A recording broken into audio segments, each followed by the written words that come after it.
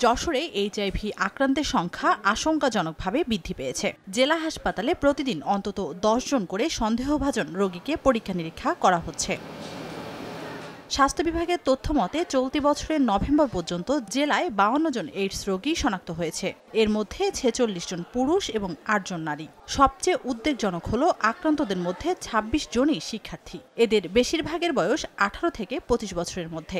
অনেক ছেলের সাথে করছি এটা, হয়তো বা আমার ওখান থেকে কারোর মাধ্যমে ভিতরে প্রবেশ করছে। সংশ্লিষ্টরা বলছেন তরুণ সমাজের মধ্যে সংক্রমণ বৃদ্ধি গভীর উদ্বেগের সৃষ্টি করেছে। এ থেকে পরিত্রাণ পেতে ইন্টারনেট ব্যবহারে সতর্কতা, সামাজিক এবং ধর্মীয় জ্ঞানে উদ্বুদ্ধ সহ কাউন্সেলিং করতে হবে। স্যাম্পল কালেকশন করে ১৫ মিনিটের মধ্যেই রেজাল্ট দিয়ে দিই।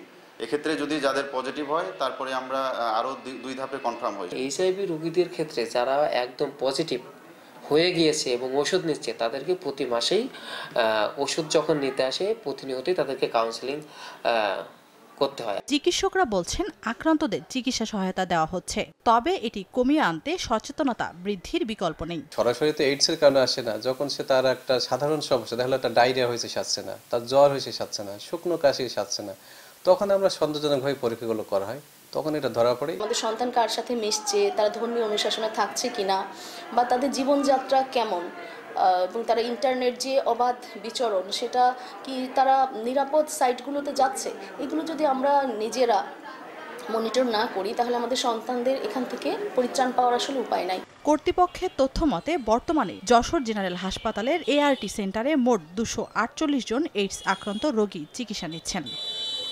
সময় সংবাদ, যশোর।